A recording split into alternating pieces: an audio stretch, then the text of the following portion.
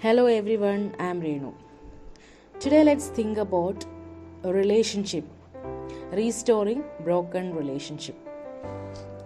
Relationships are always worth restoring because life is all about learning how to love. God wants us to value relationships and make the effort to maintain them. In fact, the Bible tells us that God has given us the ministry of restoring relationships. If you want God's blessings on your life and you want to be known as a child of God, you must learn to be a peacemaker.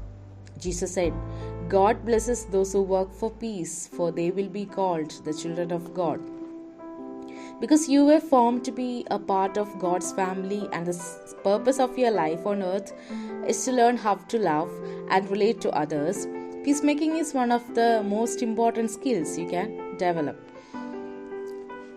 And there are 7 biblical steps to restore a relationship. And the first one is that talk to God before talking to the person.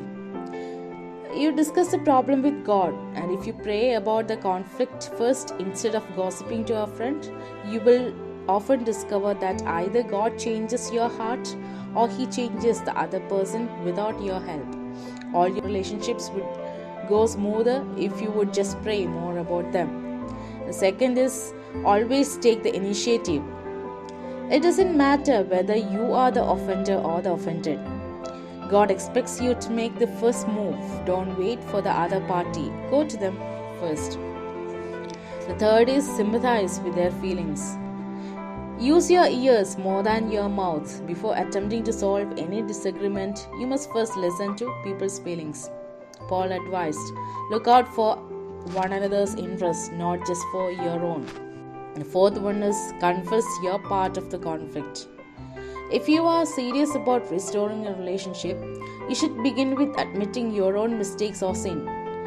Jesus said it's the way to see things more clearly. First, get rid of the log from your own eye. Then perhaps you will see well enough to deal with a speck in your friend's eye. Fifth one is attack the problem, not the person.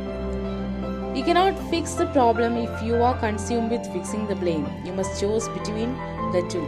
The Bible says, a gentle response diffuses anger, but a sharp tongue kindles a temper fire. And the sixth one, cooperate as much as possible. Paul said, do everything possible on your part to live in peace with everybody. And the last, seventh one, emphasize reconciliation, not resolution. It is unrealistic to expect everyone to agree about everything. Reconciliation focuses on the relationship, while resolution focuses on the problem. When we focus on reconciliation, the problem loses significance and often becomes relevant. These 7 steps are simple, but they are not easy. It takes a lot of effort to restore our relationships.